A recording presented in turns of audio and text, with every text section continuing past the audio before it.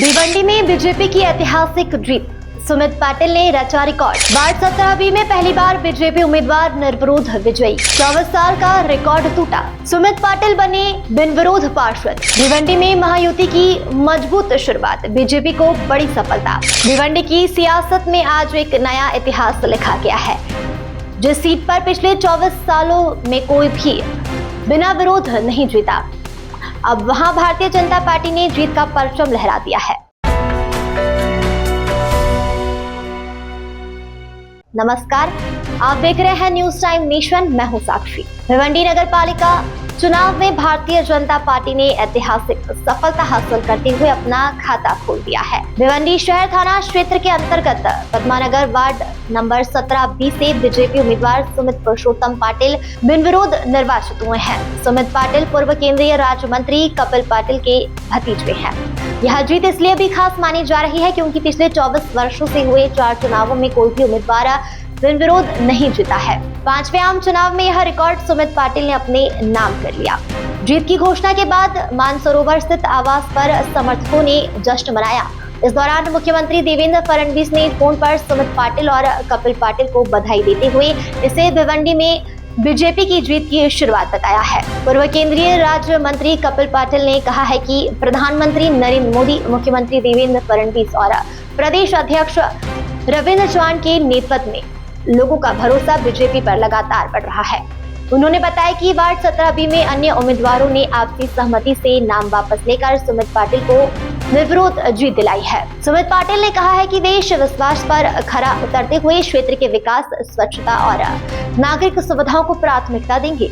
उन्होंने इस महायुति की मजबूती का संकेत बताया है। महाराष्ट्राचे मुख्यमंत्री माननीय देवेंद्रजी फडणवीस यांच्या नेतृत्वाखाली महाराष्ट्राचे भारतीय जनता पार्टीचे प्रदेशाध्यक्ष माननीय रवींद्र चव्हाण साहेब, माननीय माजी केंद्रीय मंत्री कपिल पाटील साहेब यांच्या आशीर्वादाने आणि माननीय निवडणूक प्रमुख इथले आमदार महेशजी चौगुले साहेब यांच्या सर्वांच्या प्रयत्नाने आज मी या भिवंडी महानगरपालिकेमध्ये वार्ड क्रमांक 17B या ठिकाणी बिनविरोध झालेलो आहे। याचं कारण एवढंच की लोकांनी दाखवलेला विश्वास आणि मागच्या निवडणुकीमध्ये जी निवडणूक झाली 2017ची, त्यावेळेस देखील भिवंडी शहरामध्ये सर्वात जास्त मतं ही मला मिळाली जनतेच्या आशीर्वादाने। तर आज आनंद आहे, लोकांमध्ये उत्साह आहे आणि मला आनंद होतो की आजच्या दिवशी वर्षाचा पहिला दिवस आहे आणि पहिल्याच दिवशी भारतीय जनता पार्टीने खाता हा भिवंडी शहरामध्ये खोललेला आहे। महाराष्ट्राच्या मुख्यमंत्र्यांनी आताच फोनवर मला शुभेच्छा दिल्या। शुभेच्छा देताना त्यांनी सांगितलं की जी आता विजयाची घोडदौड आहे, ती विजयाची घोडदौड अशीच भिवंडी शहरामध्ये भारतीय जनता पार्टी महायुतीची चालू राहील आणि महाराष्ट्राचे उपमुख्यमंत्री माननीय एकनाथजी शिंदे यांचं देखील मी धन्यवाद देतो की त्यांनीही या महायुतीसाठी प्रचंड मेहनत भिवंडीसाठी घेतली आणि महायुती घडवून आणण्याचं खरं काम त्यांनी केलं आणि आज आनंद होतो की महायुती म्हणून मी निवडून आलो आणि लोकांनी जो माझ्यावर विश्वास दाखवला, माझ्यासमोर जे उमेदवार होते करीबन 6 उमेदवार माझ्यासमोर उभे होते, त्याच्यातले 2 उमेदवार बाद झाले। चौघांनी मला विकासाच्या जोरावर समर्थन दिलं आणि त्यांना समजलं की पद्मानगरमध्ये आज कोणी विकास करू शकतो तर सुमित पाटील करू शकतो आणि भारतीय जनता पार्टी करू शकते, शिवसेना करू शकते। म्हणून या सर्व उमेदवारांनी मला सहयोग केलं, मला सपोर्ट केला आणि मला बिनविरोध निवडून दिलं। उबाटाचे उमेदवार होते, त्यांचा बाद फॉर्म याच्यासाठी झाला ती कास्ट व्हॅलिडिटीची पावती त्यांच्याकडे नव्हती आणि ती कोणी ऑब्जेक्शन न घेता माननीय आरो इथले यांनी तो फॉर्म बाद केला। आनंद प्रचंड आहे कारण की भिवंडी शहरामध्ये प्रथमच बिनविरोध ही महानगरपालिका स्थापन झाल्यानंतरचा मान मला मिळाला आणि हा मान जनतेचा आहे, हा मान पद्मानगरचा आहे असं मला वाटतं। देशाचे प्रधानमंत्री आदरणीय नरेंद्र मोदीजी, राज्याचे मुख्यमंत्री आदरणीय देवेंद्र फडणवीसजी, आपले प्रदेशाध्यक्ष रवींद्र चव्हाणजी यांच्या आशीर्वादाने सुमित पाटील यांना भारतीय जनता पक्षाची उमेदवारी मिळाली आणि आज मी त्याच्या प्रभागातील जनतेला धन्यवाद देईन। या जनतेच्या आशीर्वादाच्यामुळे त्याच्यासमोर 6 लोकांचे फॉर्म होते, 2 फॉर्म बाद झाले आणि बाकीच्यांनी माघार घेऊन सुमित पाटील यांना पुन्हा एकदा पद्मानगरमध्ये प्रभाग क्रमांक 17B मधून जनतेची सेवा करण्याची संधी दिली त्याबद्दल त्या सगळ्याच सहकाऱ्यांना मी धन्यवाद देतो. खऱ्या अर्थाने कोऑप्शनमध्ये असतानाही आणि मागच्या सभागृहात निवडून आल्यानंतरही सुमित पाटील यांनी जे विकासाचं काम केलेलं आहे पद्मानगरमध्ये आपल्याला बघायला मिळतं आहे. पद्मानगरच्या गल्ल्या गल्ल्या सगळ्या काँक्रिटीकरणाच्या झालेल्या आहेत आणि म्हणून जनतेचा विश्वास त्याच्यावर प्रचंड निर्माण झालेला आहे आणि त्या विश्वासाचं फळीत आणि त्या विश्वासाचं बक्षीस आज पुन्हा एकदा आशीर्वादाच्या रूपाने सुमितला मिळालं आणि त्याच्यासमोर अर्ज भरलेल्या सगळ्याच उमेदवारांनाही असं वाटलं की सुमित पाटीलला पुन्हा एकदा संधी देणं गरजेचं आहे आणि म्हणून त्यांनी त्यांचे फॉर्म माघार घेतले.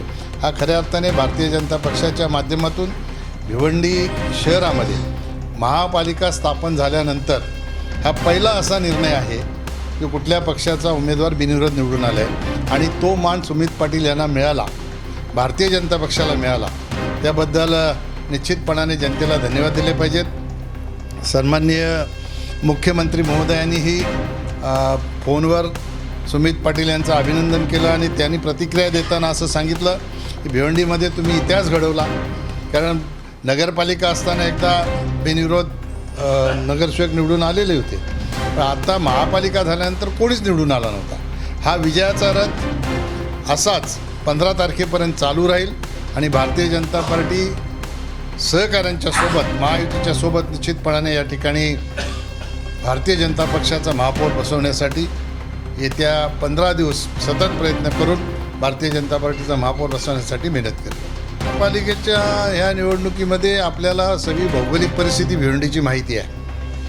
भिवंडीच्या या भौगोलिक परिस्थितीवरून काही भाग असा आहे की जिथे इतर उमेदवार उभे राहू शकत नाही आणि काही भाग असा आहे की तिथे इकडले उमेदवार उभे राहू शकत नाही. त्यामुळे दोन्हीकडे ती समस्या आहेच आणि म्हणून आता महायुती झालेली आहे.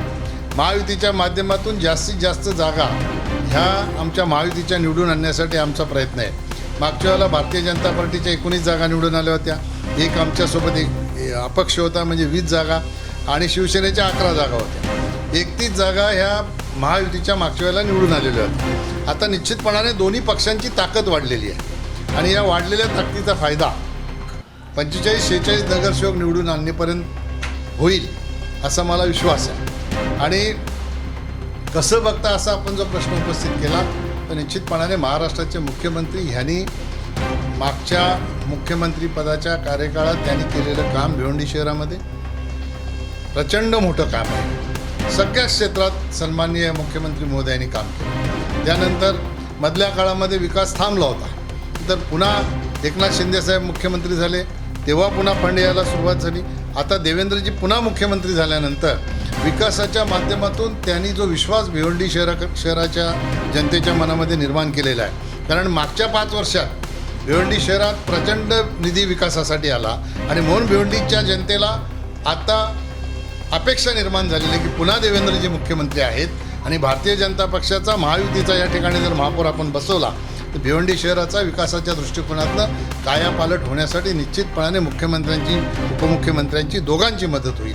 आणि म्हणून आपल्याला जरी मनामध्ये शंका असली तरी आमच्या मनामध्ये तिळमात्र शंका नाही, महायुतीची सत्ता निश्चित या शहरावर बसेल. भिवंडी में बीजेपी की यह बिन विरोध जीत न केवल एक चुनावी सफलता है बल्कि आने वाले नगर निगम चुनावों में महायुति की मजबूत स्थिति का संकेत भी देती है.